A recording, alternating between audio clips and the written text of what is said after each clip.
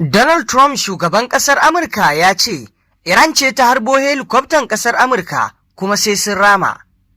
Shugaban Amurka Donald Trump ya zargi Iran da kakkaɓo wani jirgin helikwaftan Amurka a kusa da mashigar Hormuz, kuma ya lashi takobin ramuwar gayya ta hanyar hare-haren da suka zama tilas. Wani jirgin ruwa maras matuƙi ne ya ceto ma'aikatan helikwaftan ƙirar Apache da ya faɗo ƙasa bayan harin, kamar yadda jami'an Amurka suka tabbatar wa manema labarai. Matukan helikwaftan biyu abin ya ritsa da su, dukkansu kuma suna cikin aminci ba su ji rauni ba. Shugaban na Amurka ya rubuta a shafinsa na Trust, duk da haka Amurka jazaman ya zame mata jazaman ta mai da martani kan wannan hari. Wannan ne karo na farko da Amurka ta yi asarar helikwafta ƙirar Apache tun bayan fara yakin da Iran, kuma hakan ya zo ne bayan Trump tun da farko ya ce Washington tana cikin matakan ƙarshe na cimma yarjejeniya da Tehran domin kawo ƙarshen yakin. A yanzu dai Donald Trump shugaban ƙasar Amurka ya lashi takobin za su rama wannan hari da ƙasar Iran ta yi na harbo masu wannan helikwafta ƙirar Apache, wanda babu shakka dai a yanzu za a iya kallon wannan al'amarin. Shin anya kuwa hannun agogo bai dawo baya ba kuwa tsakanin ƙasar Iran, Amurka da ma Isra'ilan cikin cimma yarjejeniyar da ake so a cimma? Tun ma dai wannan ruguntsumi na sake barkewar fada tsakanin ƙasar Iran da Isra'ila tun a wannan hari ake kallon hannun agogon ma ya riga ya dawo baya, duk irin yadda Donald Trump yake batuwa kan kada a dawo da hannun agogon baya, amma a yanzu ana kallonsa da hakan domin wannan ƙirar helikwafta da Iran ta harbo masu shi, Trump bai ji daɗin al'amarin ba. Ƙasar Jamhuriyar Musulunci ta Iran ta kai harin makamai masu linzami kan sansanonin sojin Amurka guda 3.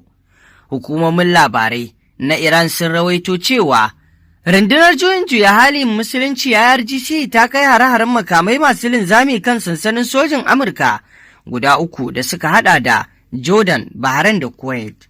Iran dai ta harba akalla makamai masu linzami guda 4 tare da wasu jirage marasa matuƙa da dama zuwa sansanonin sojin Amurka ɗin.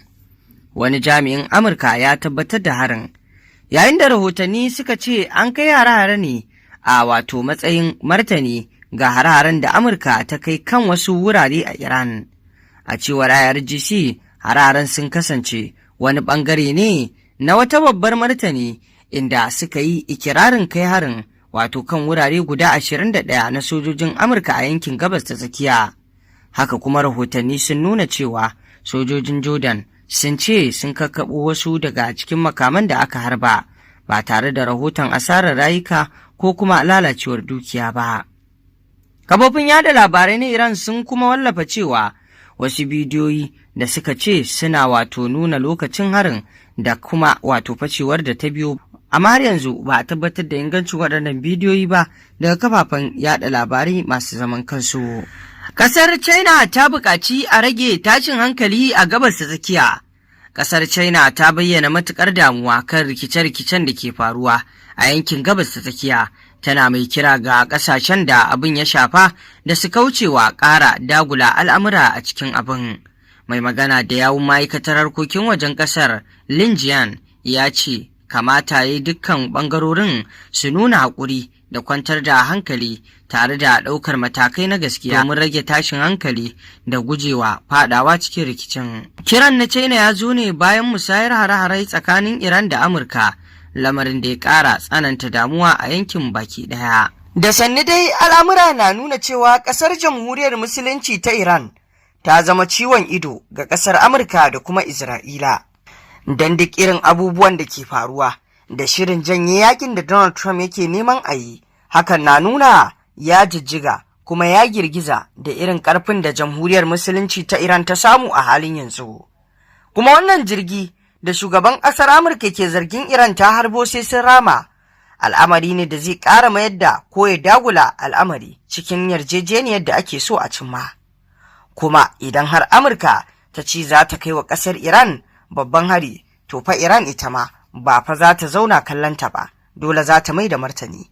Kaga shi kenan an kuma komawa cikin wani yakin, tunda ita Amurka a yanzu tana ganin cewa wannan jirgi helikwafta nata jirgi ne babba wanda take ji da shi, tunda aka taba shi ba za ta bari ba.